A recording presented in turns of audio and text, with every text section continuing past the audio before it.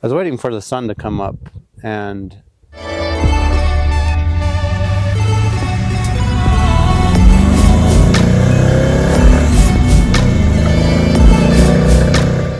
thought I might start this video off just a little different than I normally do, driving around, share my thoughts on some things. Just a collaboration of things that's taken place this week. Yesterday, I went to buy some differential fluid at O'Reilly's, which is what I'm going to work on. I got out of my car, and a guy pulled in front of me, and he goes, "Man, I've been watching you rebuild this car. I drive by your place for the last year, and I just want to say it's really awesome. I know you're not done, but you're just very inspiring, and glad this type of stuff still takes place, that people still work on cars." And I had a guy last Wednesday or so. I just pulled into my garage, and he came in, and I was getting out of my car. He knocked on my garage, and he said, it was an older guy, and he just said, "Man, this year of body style on Corvette, this is the best Corvette I've ever seen." And then he just walked off. It's crazy. But it just made me think about something. Last week they announced that Motor Trend is canceled. And when I was a young tyke, I was really addicted to like the General Lees. I played with them so much I wore the paint off of them. But in law school, it sucked the soul out of you. And the one thing that I had, so this was in 2006, the one thing that I had was YouTube. And YouTube was just getting started. Not just getting started, but there was very little on YouTube. And one thing that I found at law school, these snippets of a show called Top Gear. Man, Top Gear literally saved my sanity. Let's go this way. In law school. It is what kept my hopes up in law school. So after law school, around 2011, I purchased this car. Around that time, because of my love of like the General Lee and Dukes of Hazzard, there was a show on YouTube that showed a car, a 68, I think it was a 68 Charger, that they took a motor, these two dudes took a motor out of a Pace Aero motorhome, a 440, and they stuffed it in this old Dodge Charger. This show was called Roadkill. That episode hooked me on Roadkill. They went on to do a number of things with it, and then they had the muscle truck that they put an LS swapped an old C10, and then they towed a boat to the lake, took the engine out of the truck, put it in the boat, drove it on the lake, took the boat out of the lake, put the engine back in the truck, and drove home. It was awesome. And these guys' names are Dave Freiberger and Mike Finnegan. I'm sure you might know that. But Dave Freiberger, from day one, he always said, and this stuck with me forever, he always said, "Don't get it right, just get it running." And you can tell, like, if you look at this, look at what I'm driving in. These guys would take cars, they'd go to a junkyard on a car that hasn't ran for 50 years. I remember a truck specifically, and they got it running, and the problem was still there of why it ended up in the junkyard, but they road trip it. And man, when they like went to Alaska, they were bundled in blankets and stuff, all the no windows and anything. The General Mayhem had no windows. They're driving it in rain, almost dying. And all of the thoughts that I have about this come around to, without Top Gear in the Grand Tour and Roadkill, Dirt Every Day, Roadkill Garage. Without all of these shows, I would not have, people like me wouldn't have courage to do stuff like this. I mean, I'm driving around in a death trap, and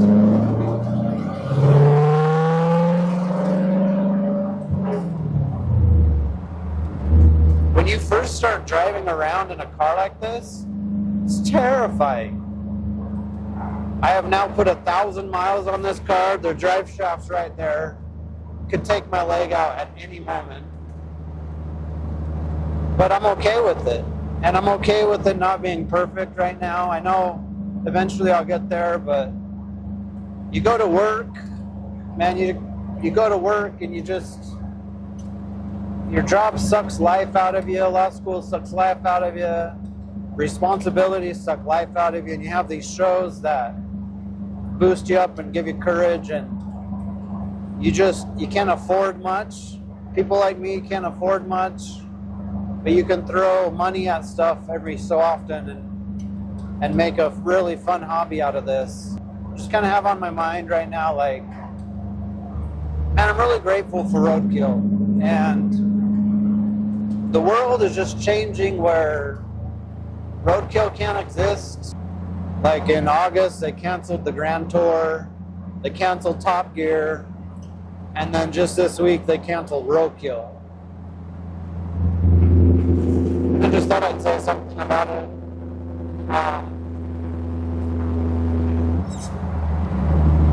Life's really weird. Time just moves really fast. It seems very recent that I found Top Gear at law school to save me. It seems very recent that I started watching Roadkill. Life's weird, man. Let's go do stuff in the garage. Could this right here be the answer to the speedometer? We shall find out. It is interesting. So what I've been reading is that the newer speedometers and gauges every so often have issues picking up the signal because the signal from the older technology or the older speed sensors and also tachometers are too weak. That some people do. They ground directly, this gauges directly to the transmission, which I did not do. I grounded them up into the chassis up there. And they also said to take a power watt source and run a resistor to it. So timing is kind of interesting. So I read these on several forums, on autometer gauge forums. So I got a 10K resistor, 10K ohm resistor at a half a watt. And right after I read this, there was a video. Oh, let me see. I gotta find that video. There's a guy I follow named No Bolts Left Behind. And he is dealing with his gauges, and he is actually putting this same resistor between his tachometer and also his power source. And so before I jumped into that, I got a little lesson from my father on resistors. Very short lesson, very valuable lesson. And I decided that I'm going to try this old magic trick of putting a resistor on a source and connecting it. So the source I'm getting it is actually from the gauges supply. Have an extra power wire in case you're using a vehicle speed sensor. So I'm going to use that wire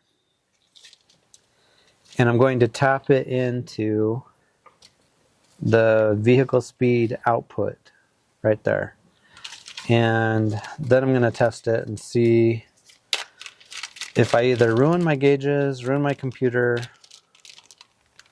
ruin something. I can't imagine I'm not going to ruin something, but I need the gauges to work. I need the speedometer to work, so I'm up for a little scientific electro experiment.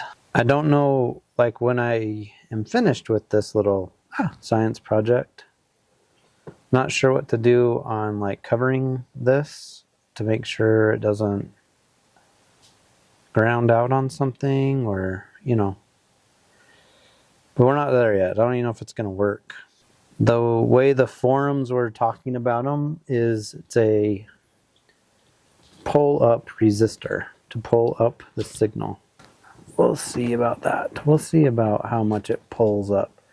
So I now have them dangling in open air, and I'm going to go drive it to see. Probably time to take a small break from electrical, especially since I don't know what I'm doing. And I'm going to turn to something that I do know, which is turning wrenches. I'm going to change the differential gear, and this is what I chose to use with the friction additive. In the book, hold on. So in the book, it says to use, for positive traction, use this product, which looks like it's going to be 80, 90 weight. 80 weight GL lubrication in Canada, and then in America it has this GM part number, but then it says use the 4 ounces of this stuff if you have positive traction. So I'm using some 49 year newer lubricant. Hopefully that works. I need to suck out the fluid first and then put the fluid back in. Let's learn how to do that.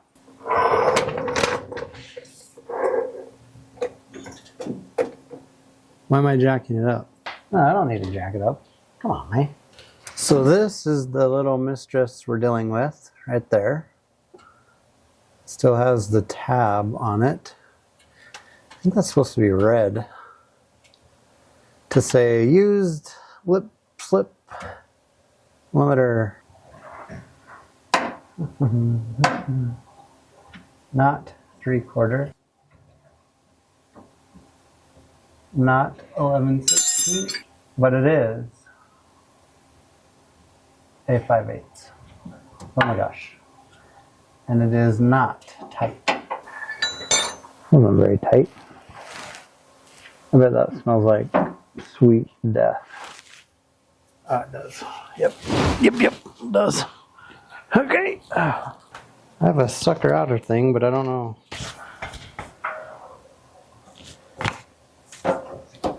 Well, it's got oil in it. It's good. What is the deal with this? Holy cow, this is going to take however long this takes. I don't know. I feel like this is the wrong contraption for this. I need a different contraption. I'm going to try this little thing instead, because that thing sucks. Get it? It does suck. Actually, it's not sucking. That's kind of the problem. Ridiculous.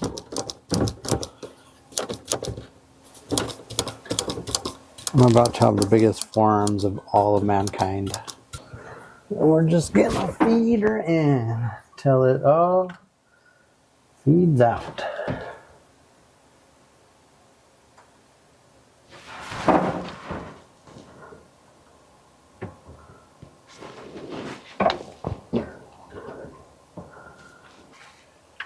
Yeah, I think it's almost empty. Almost empty already? This is so messy.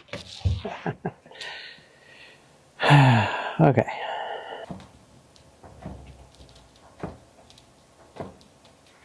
Man, it takes a lot. Now it's running out. There we go. Took a lot more than I thought it was gonna. Tell you that. Time to test. That used 1 and probably 3/4 of a quart.